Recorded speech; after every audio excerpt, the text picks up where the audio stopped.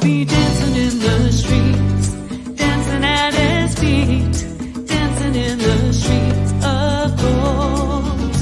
We'll be dancing in the streets, dancing at his feet, dancing in the New Jerusalem. And we will sing Kadosh, Kadosh to the Lord of hosts, joining in the angels' choir, and forever we will be. Well, hello and welcome to the next chapter. I am Sandi Craig and we have a full show today. So we want to thank you for being here. Go ahead, like and tune and share and let everybody know, because I'm going to get right into introducing our guests. We have with us Miss Jo Cameron right from Toledo, Ohio. Hello, Miss Jo. Good morning. And don't forget to hit that bell button too, so that it goes ling, ling, ling, and reminds you that the show has started. That is exactly right. And we have Mr. Mark David Smith, our founder and our visionary and our leader. Hello, Mr. Mark David Smith. And we have, and we had to get to this point because we have a really special guest today. And you want to stay tuned. You don't want to miss a word. Her name is Cora May-Rethbaum, and she is Sherry's third cousin, 4 times removed. Hello, Cora. Let's get her on here. Hello, Cora May. I'm so excited to be here. I'm just kind of sitting in for cousin Sherry till she gets back. You know, I was supposed to come down. I was just coming by for a quick howdy do, and I went out. My truck wouldn't start this morning, and I couldn't borrow the tractor from Jimmy. So I come down on the riding lawnmower, and cousin Bob and cousin Sherry said, "That ain't gonna get it, Cora May. You can't do that. You can't do that. You can't do that."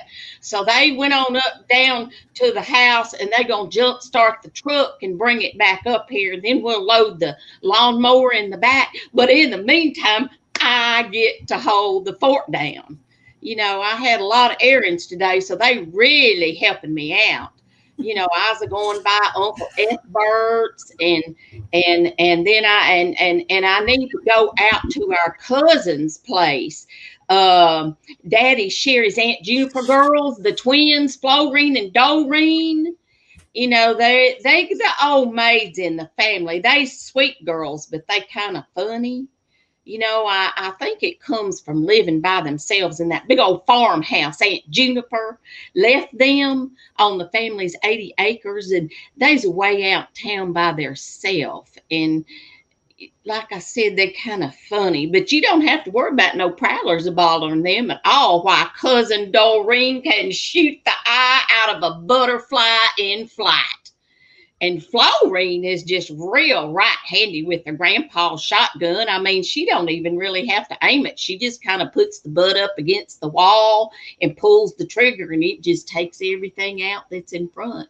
Them girls is real self-sufficient, you know.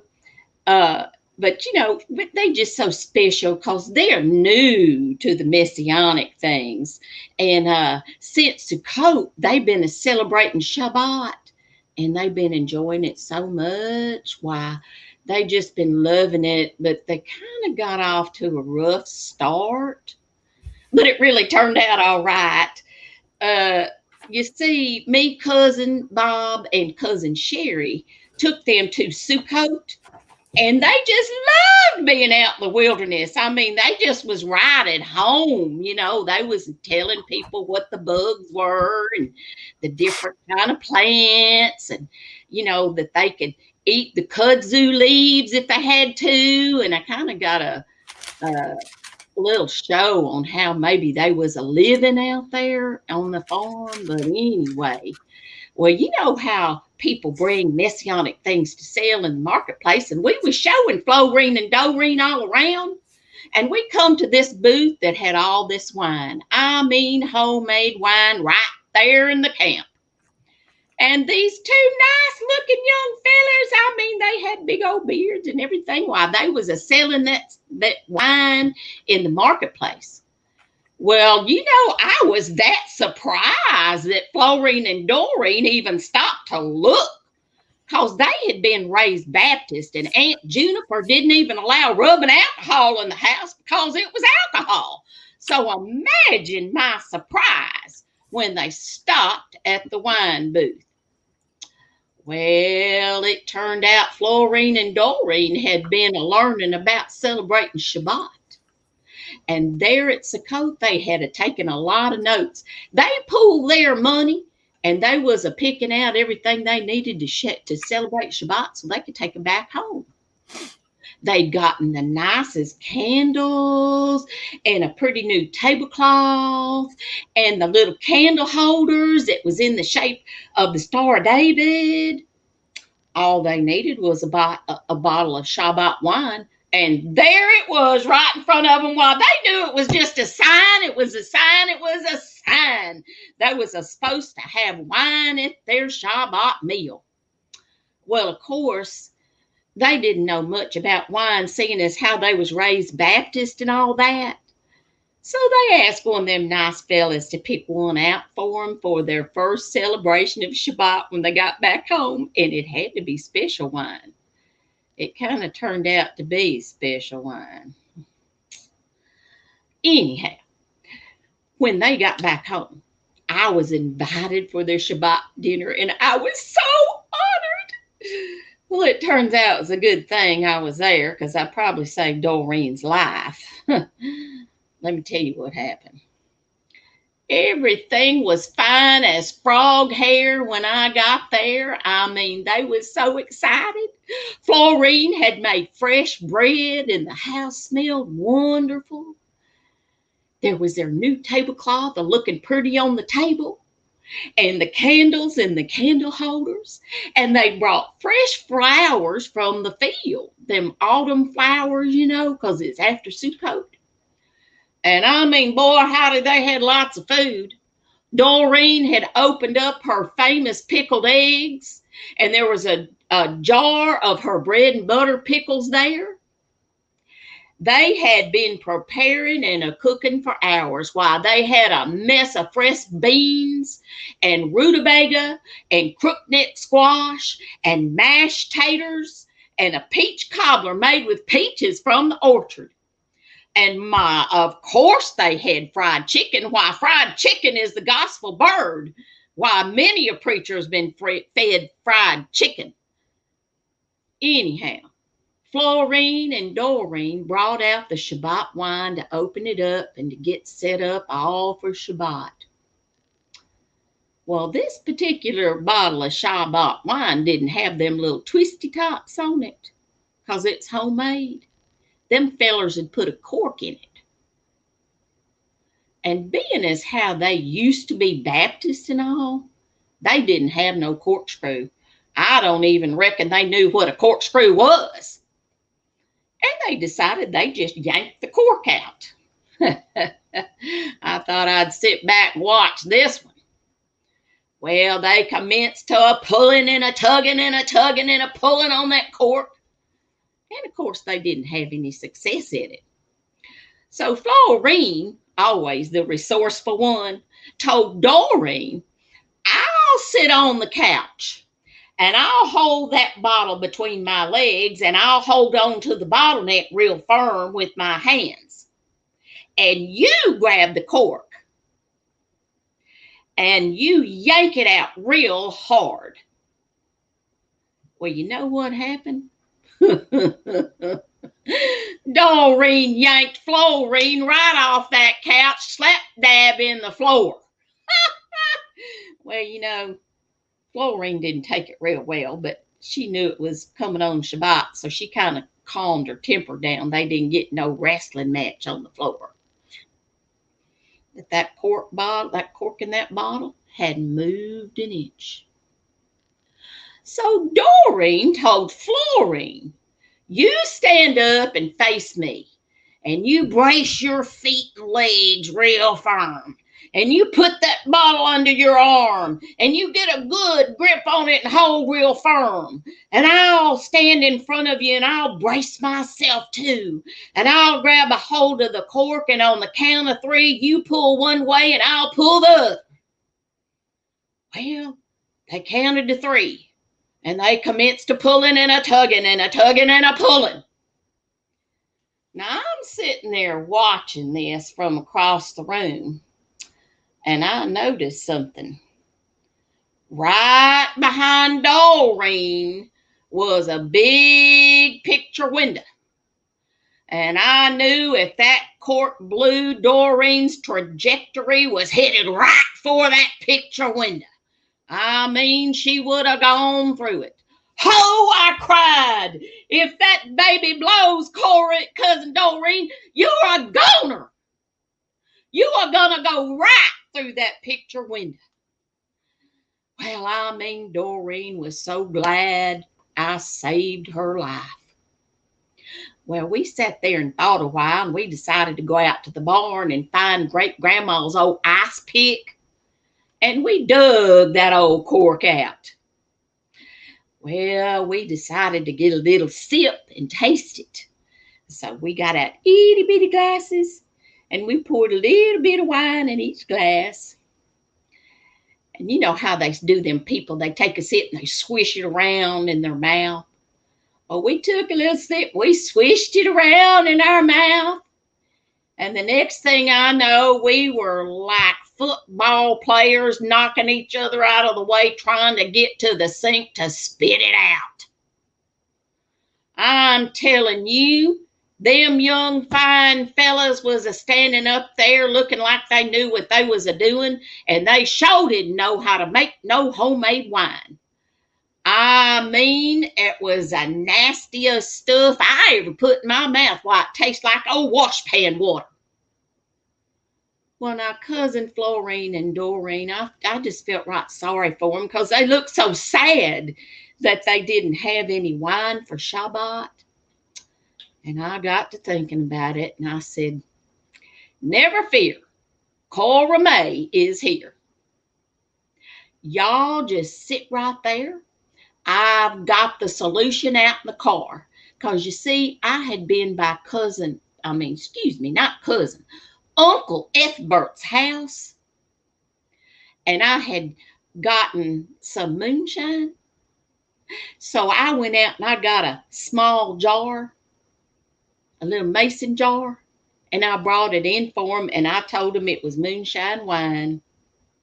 And the best part about it, it had a twisty top. They didn't have to worry about no cork. So we cracked that baby open, and we had us some Shabbat moonshine wine. So you see, it all turned out good, even though Doreen almost lost her life over that Shabbat wine. But it's good. It's good. It's good. It's good. So there you have it. See, I'm a hero. Y'all think I ought to get a medal for saving her life?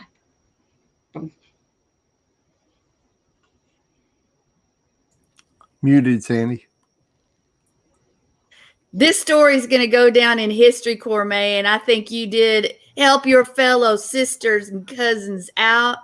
And maybe you're the Shabbat day saver for those that need help. I don't know.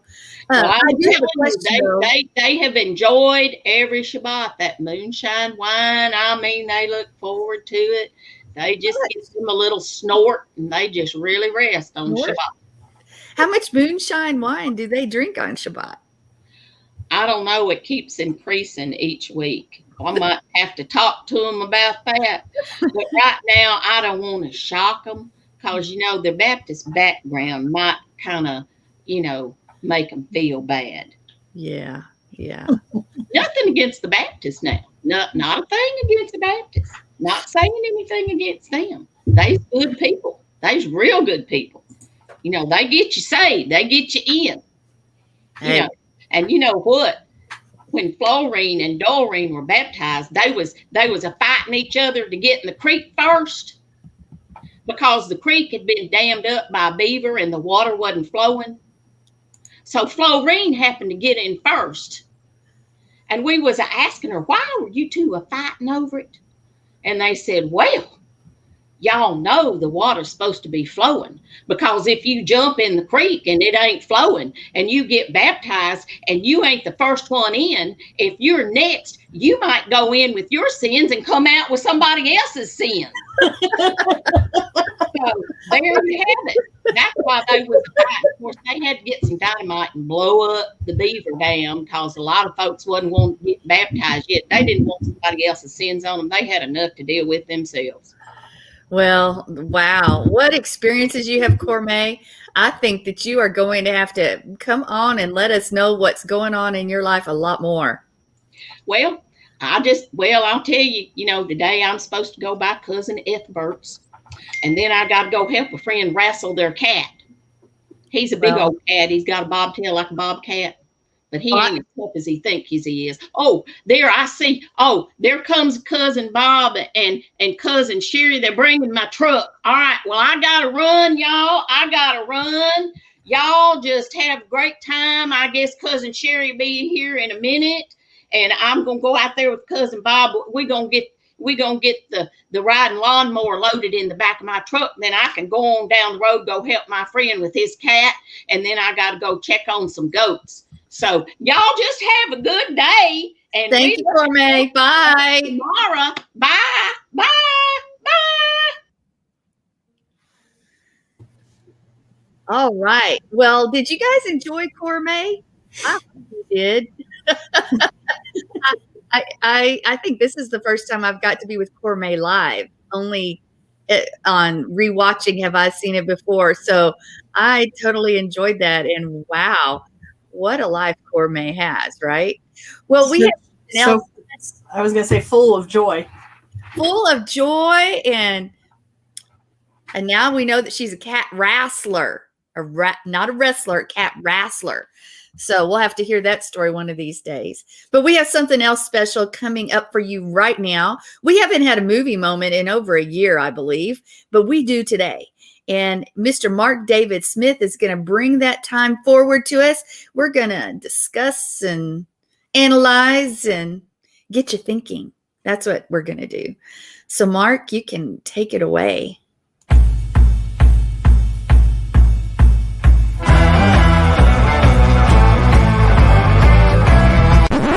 Let's all go to the lobby.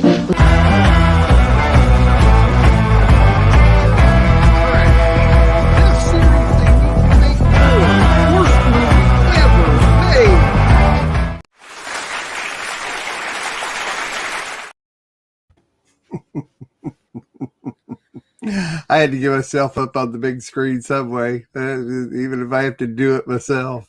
So this week, this time, I'm going to talk about time travel movies, and you're probably asking why time travel movies. I mean, we're a religious bunch.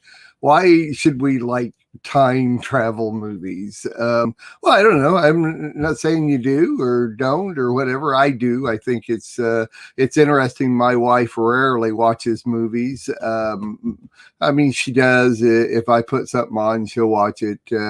To some extent, and she gets into it, whatever. But all I got to do is mention time travel movie, and she's like, "Yeah, put that on. Let's see what it's about." But that you can go about any direction with time travel movies. So why time travel movies? Well, time travel movies are not just about time travel. To me, I like concept movies, even if they're not time travel. Concept. I like something somebody has come up with that is not of the norm, that's going to get me to think about something. It's going to get me to go outside of the normal everyday thought pattern of things and consider alternative thought patterns, things that are out there. I like books about concept and that type of thing. So I like time travel movies almost always have a separate concept to them. It's got like an agenda or a twist or something like that. So I thought would be interesting because I think most people do like time travel movies. To me, just you stop and think most of us were raised Christian, or something, or in a religion similar to that, but yet we switched our lifestyle over to this messianic lifestyle that we live. Why? Because the concept of it grabbed us. It was like it made us think. It did with me, and I figure that is the difference between most other religions. Christianity, which you grow up in and you're born into, and you get yourself baptized at the Baptist church and that type of thing. But the messianic lifestyle is one that makes you think.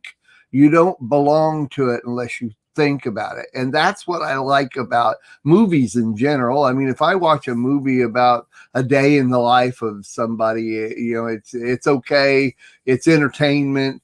But if I can find a concept movie that's going to make me think, like my messianic lifestyle, like Torah, like God puts it out there, then you got me. And so the messianic lifestyle is like a twist. It's like a concept. It's like something that makes you think. So I'm going to read off. I made a list of TV shows and movies both, and I'm going to read them off real quick here. And mostly I'm doing that just to bring back a memory to you, because I would be challenged to think that most of you have seen either one or all of these TV shows and movies I'm going to list. But when I list them off, stop and think, wasn't there like a twist to this besides it being a time travel that you hadn't ever thought of before? Of course, TV show. I'm going to start off with TV shows. The most famous one of all time, and I'm 66. So if you're real young, you're not going to remember this, but most of us that are, of any age is going to remember Quantum Leap. Scott Bakula. My gosh, what an amazing show to start off all the concepts and the different things that they were doing. But let me mention a couple of other TV shows. 12 Monkeys. I don't know if you've seen that. Very, very in-depth TV series that has, made you think. Others, Travelers, really good show. Of course, Heroes and Friends, two of the all-time biggest TV series that's ever been on, that was just followed all over the world. Great. Now, one of the best ones these days that I really like, and I highly recommend this, especially if you're a Star Trek fan, is the new Star Trek Discovery. By far, every single show I've seen, and I'm almost finishing up the third season, the newest season right now, their time travel, their concept of that show, every single episode stands alone. It is really good, great conceptual writing. So highly, highly recommend it. The other two, of course, is Heroes and Friends, that are my two most favorite that I would recommend, highly recommend. So getting on with movies, kind of made a list here, and I'm going to divide them up a little bit into a couple of different categories. Regular movies, Adeline, my wife's favorite time travel movie, and not necessarily one of my favorites. I like it. I watch it again, but by the way, there's a lot more than what's on my list. What I'm going to mention to you are movies that I would probably watch again. The other ones that are out there, I would just never watch.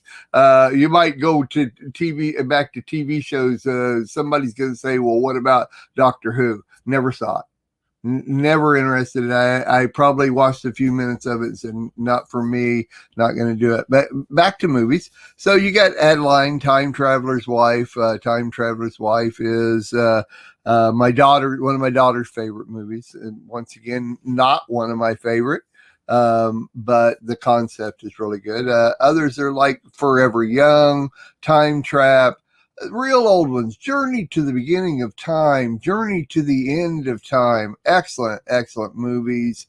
A couple of other real popular ones is X-Men, Days of Future Past. Real good. I like the concept of getting the earlier movies were getting to know the Star Trek characters and then sending them all the way to the past for the other movies. Star Trek 4, The Voyage Home, great movie. Clock Stoppers, Jack Black, really fun movie, really good. Another couple is Paycheck, which was, I can't think of his name, Ben Affleck and Kate and Leopold. Great romantic time travel movie. Okay, so my all-time favorite time travel movies are the Bill and Ted movies. The newest one is the best of the three. The second one, not all that great, but if you're going to follow the series, then it's okay. Deals with death and, that kind of stuff. But the third one, best of all three, highly recommended.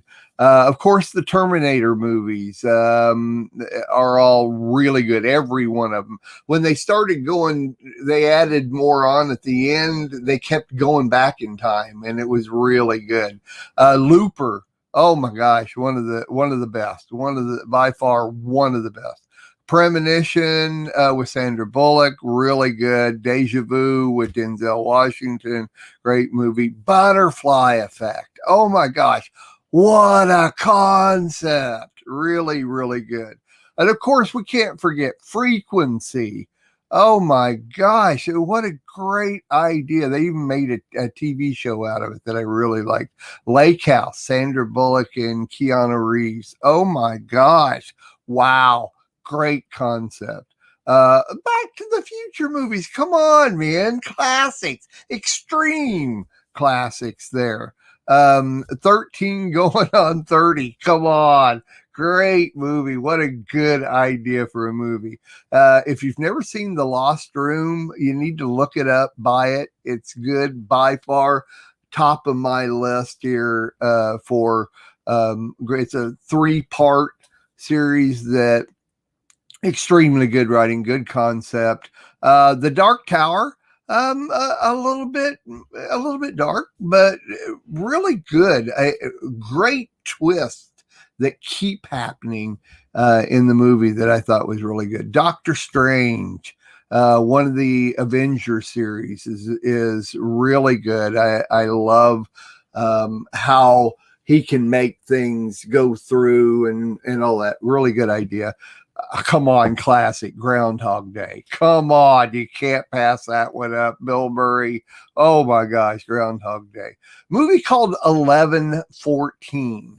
There were 4 or 5 different things that happened in this one area of a town, and they all happened at 11-14. And they happened in different places, real close together. But by the end of the movie, they take them in sections, and you see one section, and then they back it up and then watch it to 11-14. Then they take it to another section. And by the time you get to the end of the movie, oh my gosh, wow, that all connected together. Great. Come on, another classic. Minority Report. Come on, best movie ever. Jumper was a good one. Matrix movies. Come on, extremely good. Memento starts at the end and keeps going until you reach the beginning. Amazing movie. Avengers Endgame. Really good concept movie. I loved the way they did it. #1 watched movie of all time. 3 newest movies. 2067, which has a great line. They go ahead in time to reposition the foliage on the earth that causes oxygen. The greatest line in this movie is that man is the virus. There's nothing wrong with the planet. Absolutely nothing. The planet didn't do anything wrong. Man is the virus. What a great idea. Another one is Parallel. It's pretty good. It's about a bunch of people, not kids, young adults that find a mirror and they go into time, which is offset, and it's like a parallel universe, but they use it for wrong. Synchronic is a drug that when you take it, wherever you're at, you go back in time to a different time right there. Like 200 years, but where was this 200 years ago? If you move over there, it's a different time, but you're right there. Great idea for a movie. All three of these last ones, not the best made, but anyway. So my all-time favorite movie I didn't mention of time travel movies is Project Almanac. Number one recommended time travel movie that I liked and highly, highly recommend. So I've used up more of my time. Sorry about that, but there you go. I had to get through that list. I mean, come on. You can't tell me you haven't seen most of those movies. I had probably seen half to 3/5 of them. So, but I can tell you this, I want your list. Yeah. Okay, it's fine. I'll send you my list. Because sparked my curiosity. And in the I saw two of the movies that 2067 and then Parallel. And as you said, there may not be up there with the rest of them, but they're still interesting concepts. And that's the key to it. Right. I think that, I guess for 26, well, I'm not going to say that because you ruined the movie. Forget zip. The idea of what they did, though, was really cool. I've never, you don't think about that because they had gotten rid of all the foliage on the planet. No more green foliage on the planet. They had to create their own artificial oxygen. So they wanted to go find, they had to go ahead in time to bring some back, and come to find out it wasn't the planet's fault. It was man's fault. They're the virus. Well, yeah. And the thought of that, I'm just like, come on, people. And anyway, I'm one that says agenda. Plant your trees, do your thing too. So don't tear down the environment. Well, I think everybody has a watch list because one quick thing before we go forward. Time travel is not so out there because I want you to understand that some consider the translation that you see in the Bible, where you see people translate it as time travel. So and they call it that, even though in the Christian or Messianic, we say translation, but in the world, they would call it time traveling. So in actuality, we have time traveling in the word. I agree. The greatest time travel book on the planet, the Bible.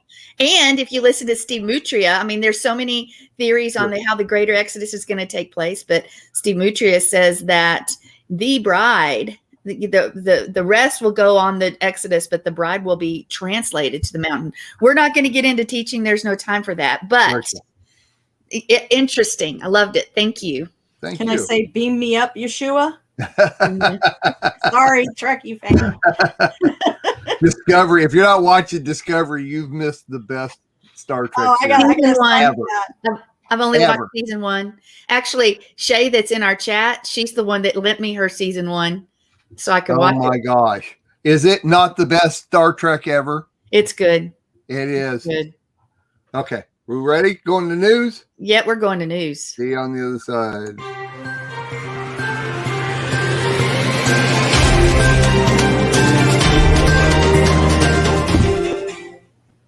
Well, this has to do with children. There's been so much news about what's going on in our government, what's going on in the world, what's going on here and there. I decided to touch on what's happening with our kids, because we seem to forget about our kids. Well, I have several little snippets here to share with you. And first, I'm going to just read a definition that has to go along with this, and it's called re-education. To educate again, as for a new purpose, to educate for resumption of normal activities as disabled person, to rehabilitate or reform through education, training, political indoctrination, etc. I thought I would just bring that definition real quick, because we're going to be using that word a couple of times here. And one of the articles that I have here is, and I'm just going to do this one real quick, is this was on Writers School District investigating home visit by police officers over failing grades. And this was produced this year, January 5th. And in fact, the NAACP, whatever, has gotten involved with this. And what happened is the police officers have been coming to the houses of kids that are failing in their classes. And one of them was failing in, believe it or not, ceramics class. And they came to the door because, now the kids, most of them are at home doing their home education. And police officers in St. Louis, Missouri, this is happening at. And some of the parents got upset about it, and why are you bringing a police officer to talk to my child about his grades? That's not a police officer's job. So we have that going on. The other thing, and the parents are shocked about this. They're really concerned because you get a knock on the door with a police officer asking for your 15-year-old child. Makes you wonder, what did my kid do? And you find out your kid didn't do anything except for not turn in his homework, and he's getting a failing grade. We also have another article 15 days ago. Democrats want conservative children taken from parents. And the principal counsel from the Public Broadcasting Services revealed, and this is like the lawyer of this PBS, his disturbing radical views in a new undercover video from Project Veritas. In the video released on Tuesday, Michael Beller was heard saying Americans are, I'm not going to say the first word, dumb, and that children of Republican voters should be put into re-education camps. The principal counsel for the nonprofit corporation, which receives millions in taxpayer funding each year, also compared President Donald Trump to Hitler while advocating throwing Molotov cocktails at the White House. And it says, we go for all the Republican voters, and Homeland Security will take their children away. What do you think about that? Beller asked. An undercover Project Veritas journalist in the undercover video, and we'll put them into re-education camps. So then the journalist says, amen. Then he says, in these times, which are unique, Trump is close to Hitler, Beller said. What are you going to do if we, Democrats, don't win? The journalist asked in another part of the clip. So this goes on, and he believes that he should take our children away. They should be indoctrinated.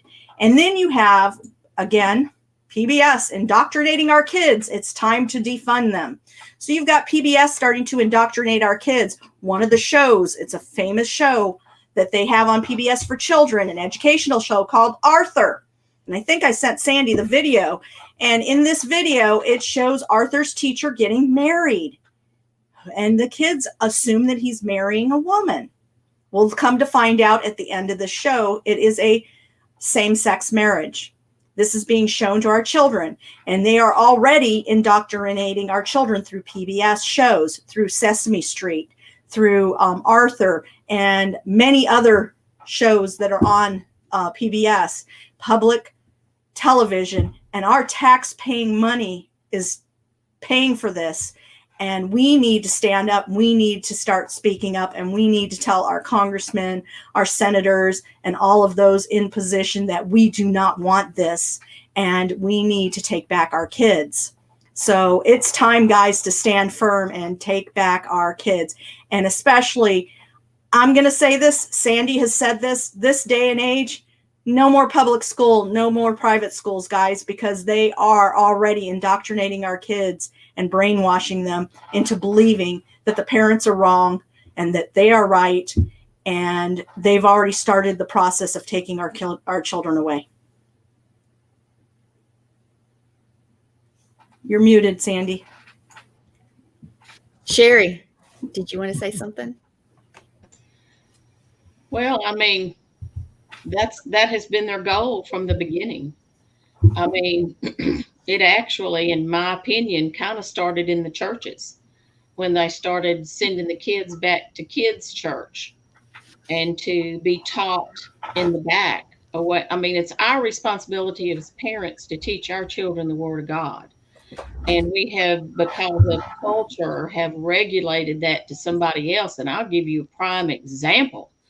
We had in a Messianic community, because Bob and I had mentioned Two House, we were banned from the Bema from teaching the Torah portions, but they were letting two women in the back teach the kids that eventually gave up Yeshua. They would put anybody back there. They would put any warm body back there. And my point to them, I said, I don't care if y'all ban us from the Bema. I mean, it is what it is.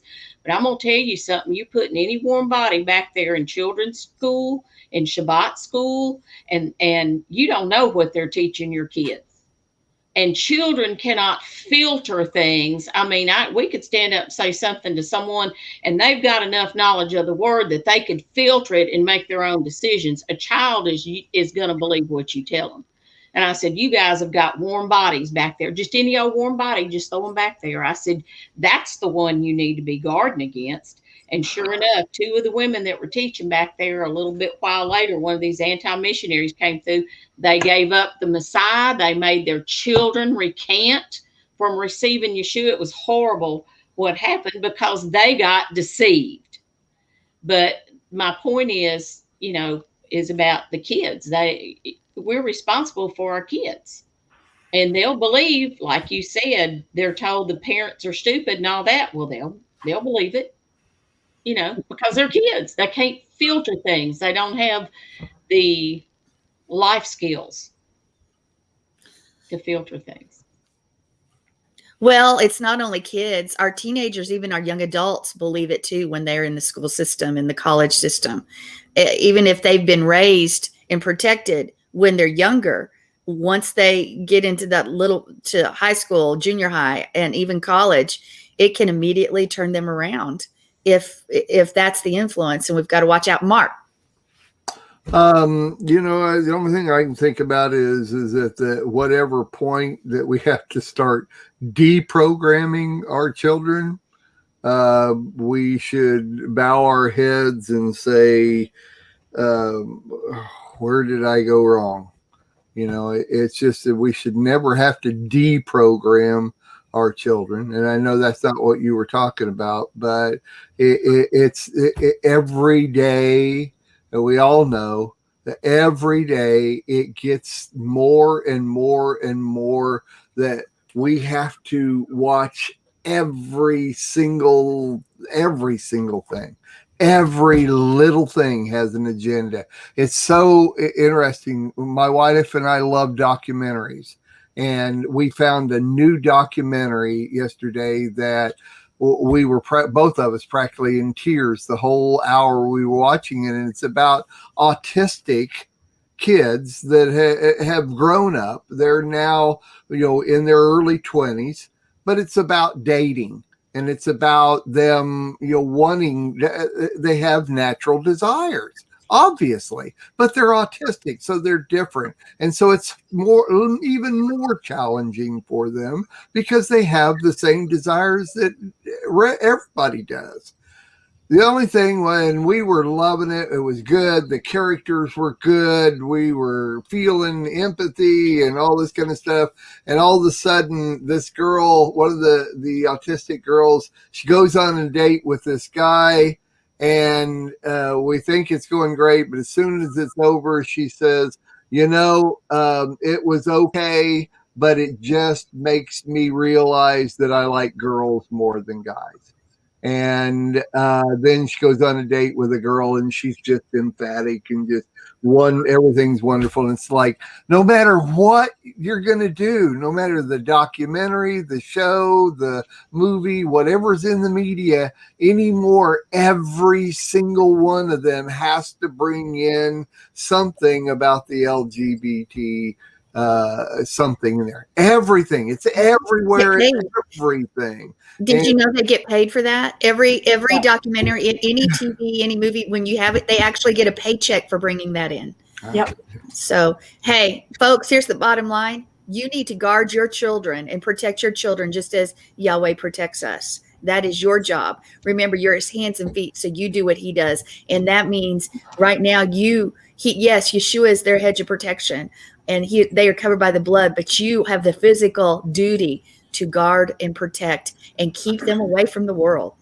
So, and anyway. I did copy and paste the articles so you can see them and read more into what they had to say.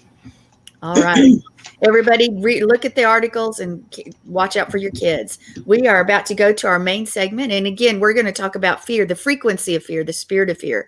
We're going to say, anyway, stay tuned.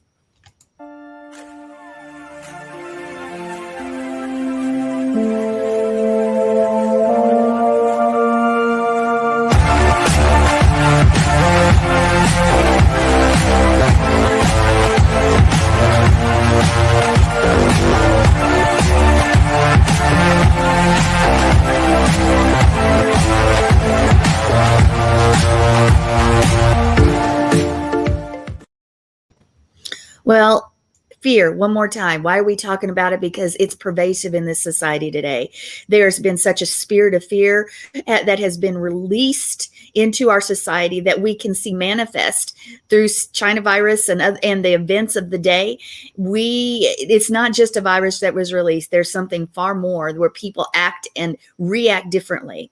And I want you to understand that fear also has a frequency. It literally has a frequency. And a frequency that can even instill and install. It is said that lions roar at a frequency of about 18 decibels, and it will literally, when you have something there, it will cause this fear, physical manifestation of fear to come upon you, and even animals and things like that, which is real interesting. We're not going to talk about that, but I want you to know you can be in the presence of the enemy, but if you know whom you serve, it's not an issue. It doesn't matter what that frequency is. If the enemy is at the doorstep, but do not fear. Remember, he waits, he rests, he can't move. We're the ones that open the door.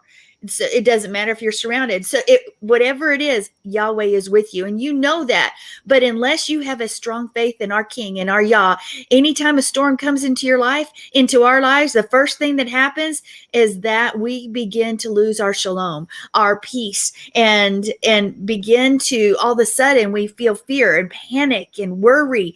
And those are all not from Yah. No, it's the enemy, Hasatan, who injects what if into our thoughts, into our heads. And I begin to think, what if this outcome, what if that outcome, what's going to happen? Guys, that is fear. And those are snake eggs. Those are things the enemy has planted in our mind. And we're supposed to take every thought captive. Yes, we are. And remember that there is no safer place than the center of his will. I don't care if the storms are raging. I don't care if you're in a prison or in a prison-like place, or the enemy surrounds you. If you're in the center of his will, that's the perfect and most safe place. Now, I want us to go and understand a few things. I'm going fast because I have a lot to cover. But when David had the stone and he threw it at Goliath, remember, stone is ebon. And think about the stone, Yeshua, the rock, the stone the builders rejected. You're going to face giants. But that word and Yeshua are what will cause that giant to fall to the ground where you can cut off his head. But you must take action. You must take action. And if you don't see the power of God working mightily in your life, You need to do a life check. If they're not problems that rise up, we know that the enemy comes in when he says, hey, you're messing with my kingdom and my territory. So I'm going to send an obstacle along your way. And many times the beginning and the root of how he does it is fear. We struggle with it. Fear of the unknown, the future, our kids, our nation, our finances, health, death. What do others think about us? Ridicule. Oh, the weather, the government, you name it. We fear. We are people that walk in fear instead of faith. And that's why we see so many with today's circumstances walking in fear and no faith. They don't turn to Yahweh, our Elohim. They turn to the God of the white coats. They turn to the government and other things. No, we do not walk in fear. When you look at fear in Hebrew, yareh, you use this yud and this resh and this olive. And the yod is the arm and the closed hand, meaning to work and to throw and to worship. And the resh is the head of a man. And the olive is the ox head, which is strong and power and leader. So what the man fears in this pictograph is what the man bows his head to in worship, as in greater than himself. When you elevate your thoughts on this thing and you focus on this thing and it is constantly on your mind, it's almost as if you are worshiping that, because that is taking the place of Yah. And again, it starts with, do we take our thoughts captive? Because the spies, the 10 spies, they all saw the same thing. But 2 of them, Joshua and Caleb, they knew who their source was, and they remembered who they were in the midst of it. Fear can show up in so many ways. It can cause you to be hesitant. It can cause you to be insecure, full of doubt, unbelief. But it also manifests in your body physically. You may fear things of the past. You may fear things of the future, but we all have to take an evaluation of our own life and say, where do we stand in this? Do we let fear move us? If you are worrying about something, then yes, you do. Fear is a weapon of Hasatan. He uses it to keep us from moving forward. He uses it to paralyze us, to intimidate us, to keep us from being who we're supposed to be and accomplishing what Yah has called us to do, because he brings us to this state of fear where we're frozen. So when something negative happens, the enemy wants us to focus on what if, and what's happening in today's world with the government. What if? Well, I still know that our Yah is sovereign no matter what the circumstances. And he says, vengeance is mine, saith the Lord. And he also is out there fighting. You remember, as a shield and buckler, he is the one that stands between the enemy and us. He is that shield. So who do we fear? What circumstances do we fear? Do we speak life and faith over them? He wants us to shrink back in fear. But Yahweh desires us to live free from the effects of fear. You know, people spend their entire lives reacting to their circumstances. Well, guess what? You're not supposed to react. You are supposed to act. That means it doesn't matter how you feel or what you've experienced. You act according to the word. You do not react according to the circumstance. And when you do, you realize your life is empty and you haven't accomplished anything because you've let fear surround you and take hold of you. Fear doesn't just show up at the big things. It shows up at the little things too. Remember that. It comes in all forms, but it shows up and it literally keeps you from becoming and doing and being who you are called to be. Even fear of rejection, fear of people making fun of you, all of it affects the way you act and react. It intimidates you. It intimidates you from being who you're supposed to be. When we don't understand how fear works, we can even begin blaming others for the reason we're uneasy or for the reason we haven't accomplished things, but that's not really the case. It's fear. And we're the ones that have to take the weapons of the warfare that Yah has given us. We are the ones that have to stand up and not be afraid and not walk in this constant what if mentality. Even if it shows up unexpectedly, we can't do that. In his word, he says, fear not, over and over and over again. He's not saying that we may not feel fear or experience fear for a moment. We may feel afraid at times, but he's telling us, do not allow fear to control you and prevent you from moving forward. Remember its source, take those thoughts captive, speak the word, praise him, and do what he's called you to do, despite what the voices may be saying. Cut those voices off, because that's what courage is. True courage is moving forward in the face of fear. And he did not give you a spirit of fear. He did not give you a spirit of fear. Remember, why are you fighting a fight that has already been won? Yeah, I'm going to say that again. Remember that you are fighting a fight that has already been won. You have been called to be an overcomer, and we are told over and over again, do not fear. That's a commandment. He's not asking or requesting. He says over and over, do not fear. Do not make that thing your God. Well, it's not my God. What you dwell on, where your heart is, where you spend your time, that is a God, little g. And yeah, fear can move us into that place of where that has taken over Yahweh's place in our lives. And we serve that thing, and we act and react according to that thing instead of what Yah says. Stand and do not fear. Pray in the spirit. Pray unceasingly. Put your armor on and go and make disciples of all nations. Take dominion and push the enemy back. That's the agenda we have. That's what we're supposed to be doing. Fear of anything other than Yahweh is of the enemy. It's a lack of trust in our King. It's a lack of trust in our Father. Again, he says, do not be afraid. If the children of Israel had feared Yahweh and not the inhabitants of the land, things would have been different. But it's a roadmap for us. But what do? We keep repeating those mistakes. How often do we let our circumstances dictate how we live and how we move and how we believe?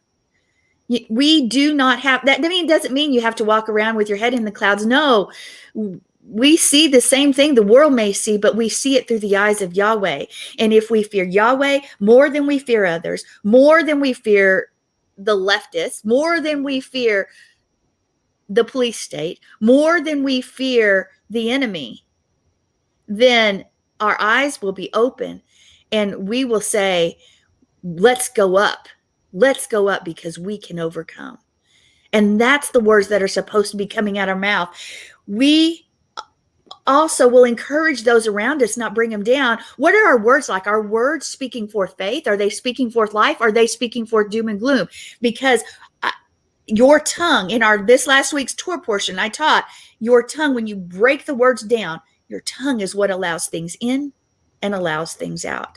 Are we speaking life over our nation? I don't care who's in office. I don't care the circumstances. I don't care what day and hour we in. He still says to pray, and he still says Yah's word still says to speak forth life. And that's what we should be doing. Are we those kind of people who walk in fear so that everything that comes out of our mouth establishes fear, brings forth fear? Or when we are around, are we a force that brings shalom into the midst of the group or the person we're talking to, because the word of Yah comes out of our mouth, and all of a sudden that spirit of fear or that what if that they've been walking in changes because they begin to see things through Yah's eyes. That's who we're supposed to be. We fear Yahweh more than we fear man. And anytime we trust in Yahweh, we exercise our faith and we will prosper spiritually always. We can't let our eyes deceive us or focus on what appears to be happening in the natural. Just because you can see the enemy doesn't mean that enemy has any authority over you. And we cannot make that thing our Yah. We can't make that thing the enemy would try to put on us holy. The word says the violent take it by force. Do we? Are you? That's the question. Are you? Are you taking it by force? Are you standing and not being moved? Or do you let Yahweh sit on the throne of your soul, of your heart? Or do you allow some other thing to come, yourself, your circumstance, to sit on the throne and guide and direct your life and cause you to move left or right? What is it? David said, when I'm afraid, I put my trust in you. Psalm 56:3. 2 Chronicles 27 says, 20:17 says, you shall not need to fight in this battle. Take your positions and stand still and see the deliverance of the Lord who is with you, O Judah and Jerusalem. Fear not, nor be dismayed. Tomorrow go out against them, for Yah is with you. Around us, we see a world acting and reacting in fear. Churches, congregations have closed. People have stopped gathering. The government's threatening, and people cower and line up as zombies to do whatever they say, because we have a world full of fear right now. But we serve the living God who has overcome the world, and you are the overcomer. You're his hands and feet. We stand, and we know who we are, and we know who we serve, and we shall not be moved. That's the word. We shall not be moved. Do not allow fear to take hold in your life, no matter what your circumstances may be. Do not let the spirit of fear move you, as that spirit that's been released, not just in this nation, but throughout the world. The world is experiencing something that it never has. And it's a spiritual attack where leaders no longer lead as they've promised, or as they've said, or even as they've done in the past. But it seems they've quickly switched sides, because there's a spirit that's been released, and part of that operates in intimidation and fear. Remember what I said? Why are you fighting a fight that's already been won? Why are you doing it? Who do you remember? Who do you serve? Are you going to take that stone, that word, Yeshua, and knock the giant down? Or are you going to let the giant squash you with his foot because you fear? The promises of the enemy, he may promise safety, but they will lead to destruction. The only true safe place is in the center of his will. And you can be in the presence of the enemy. The enemy has surrounded you on every side. Your finances, what are we going to do? Your children, what is happening? Society, whatever it may be. But if you know whom you serve, he can't, and you act upon that, he can't touch you. Do not fear. Do not fear. For Yah is with you, so who can be against you?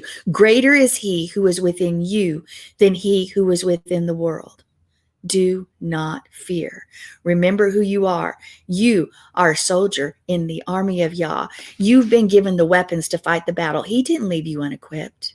And he's given you the strongest thing, the most powerful thing in your arsenal. But you have to take action. You take your thought captives and stand with that armor on. And remember, you're not alone. If he is for you, who can be against you? All right, guys, I tried to say a lot really, really fast. So come on in. Can I'd like to read this devotion. I read a devotion every morning. And on the 24th, it says, strive to trust me in more and more areas of your life. Anything that tends to make you anxious is a growth opportunity. Instead of running away from these challenges, embrace them, eager to gain all the blessings I have hidden in the difficulties. For if you believe that I am sovereign over every aspect of your life, it is possible to trust me in all situations.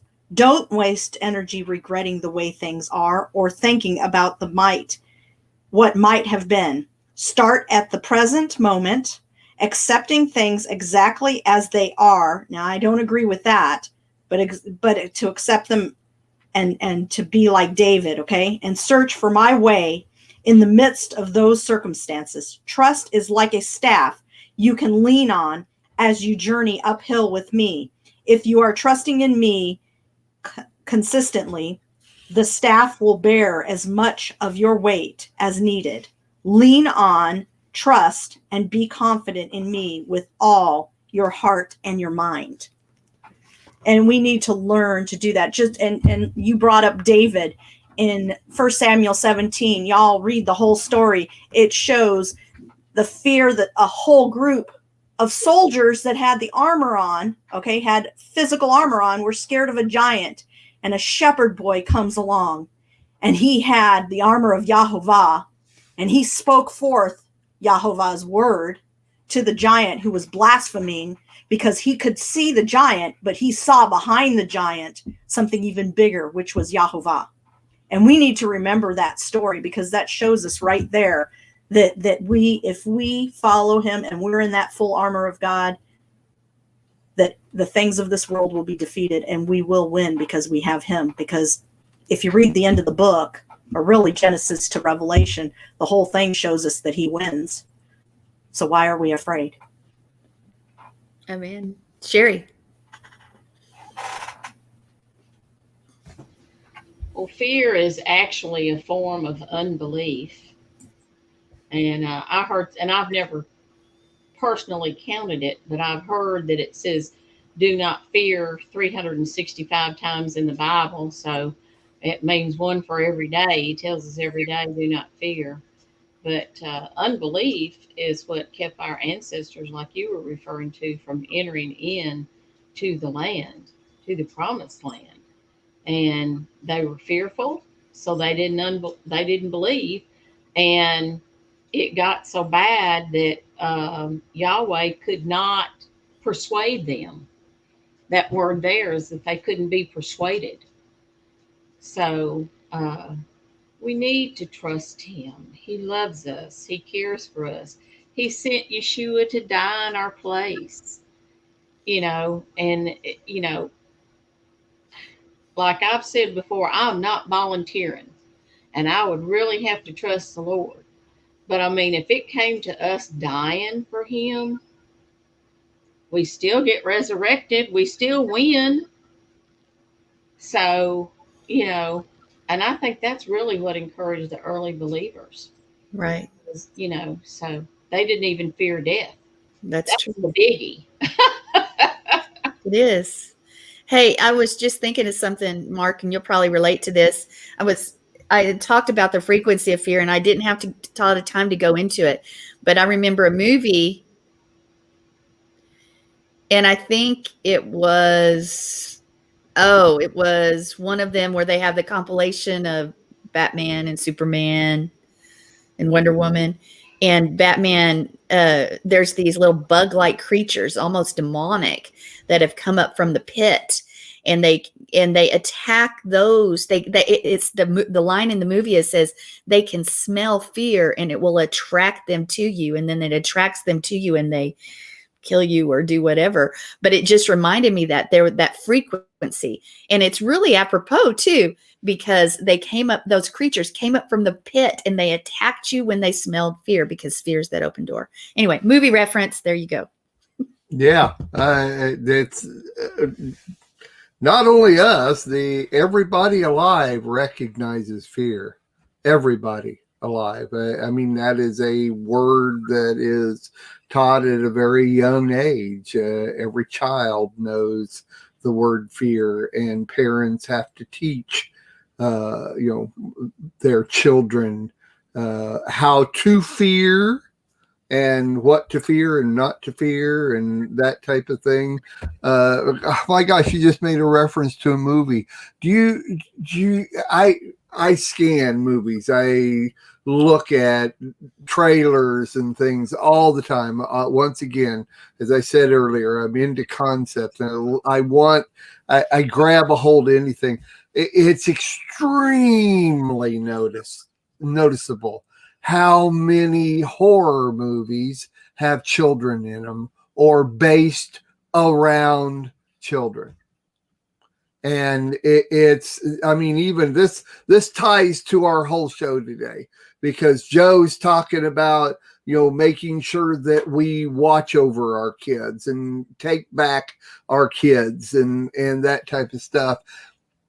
Yet they are, even the world knows that if we can grab our kids early, then we have them in our control.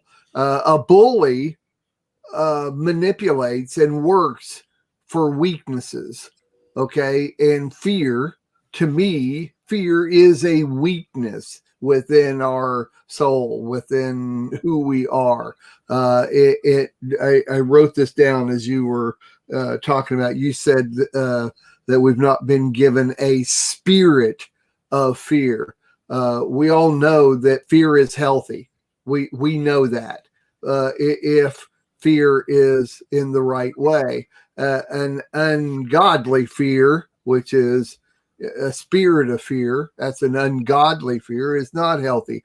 And it's just the world knows this, and bullies know this. The world, you can even look at the world as bullies because they know how to manipulate the world. They've had years and years and years of practice manipulating the people of the world. And now that we have communication, we have the internet, and we have television, and we have movies, and we have all of this media that the bullies of the world can now grab a hold of.